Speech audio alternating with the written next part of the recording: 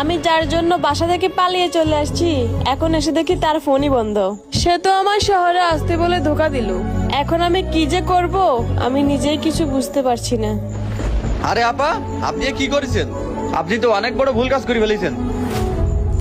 আপনি তো নিজের ক্ষতি নিজেই ডেকে এনেছেন। আপনার যে স্বামী আপনাকে এত ভালোবাসে তাকে আপনি ফেলায় রেখে চলে আইছেন। আপনি একবার আপনার সন্তানের কথা ভাবলেন না? কিভাবে পারলেন আপনি আপনার সন্তানকে ফেলে রেখে চলে আসতে? আপনার এত সুন্দর সাজানো গোছানো সংসার ফেলে রেখে কিভাবে একটা পরপুরুষকে বিশ্বাস করে আপনি চলে আসতে পারলেন? আমি ওর কথা শুনে আমার স্বামীকেও ডিভোর্স দিয়ে দিছি ভাইয়া। আপনি পরপুরুষের কথা শুনে আপনি আপনার স্বামীকে কেন ডিভোর্স দিলেন?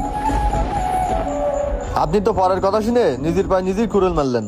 আসলে ভাইয়া আমি অনেক বড় ভুল কাজ করে ফেলেছি। এখন আমার মরা ছাড়া কোনো উপায় নেই। আমার স্বামী আমাকে অনেক ভালোবাসতো ভাইয়া। আমি তার সাথে বেইমানি করে মোটেও ঠিক কাজ করিনি।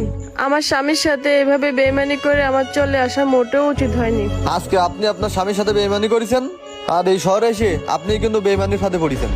এখন আপু, আপনি এখন কি করবেন? আপনি বাসায় চলে যান। যার জন্য শহরে আসছেন তাকে তো আর খুঁজে পাবেন না, কারণ সেও আপনার সাথে প্রতারণা করেছে। ভাইয়া আমি এখন বাসায় কিভাবে যাব? আমার স্বামীকে ডিভোর্স দিয়ে চলে এসেছি। আপনি যে কাজ করেছেন এখন আপনার প্রতি আমার ঘৃণা হচ্ছে। আমিও আপনার জন্য কিছু করতে পারবো না, কারণ যে যেমন কাজ করে তার ফল তেমনই হয়। যান, আপনি চলে যান, এখানে আর থাকেন না।